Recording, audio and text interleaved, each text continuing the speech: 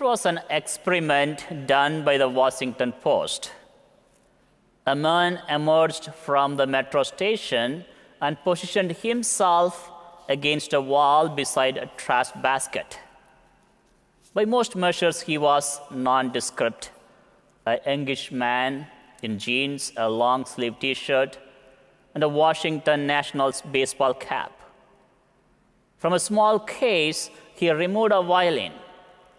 Placing the open case at his feet, he truly threw in a few dollars and pocket change as a seed money and began to play. It was 7:51 a.m. on a Friday, the middle of the morning rush hour in New York. The next 43 minutes, he performed 6 classical pieces. 1,097 people passed by. No one realized who the man was.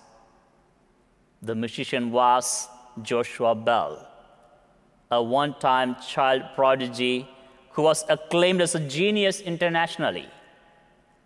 3 days before he appeared at the metro station, Bell had filled the house at Boston's Symphony Hall, where merely an ordinary ticket went for hundreds of dollars. The money he collected at the metro station was $32.17. Too often, we do not realize the importance of what is right in front of our eyes. The people walking by Joshua Bell were so distracted by their daily cares that they failed to see the famous musician or to hear the famous music.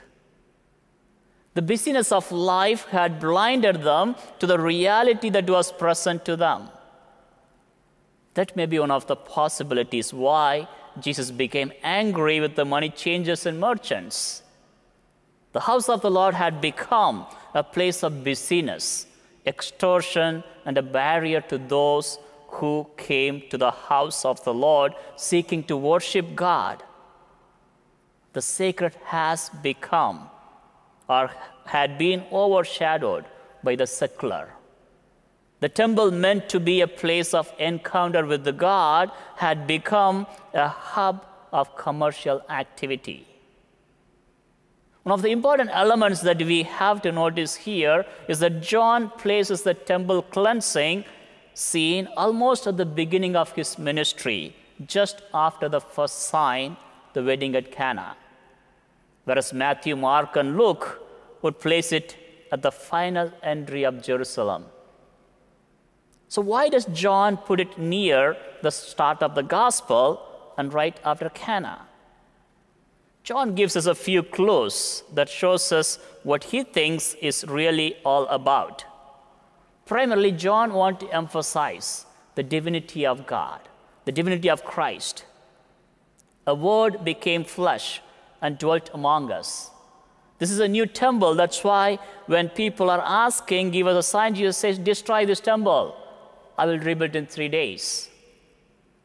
They were talking about physical temple, but Jesus was talking about himself.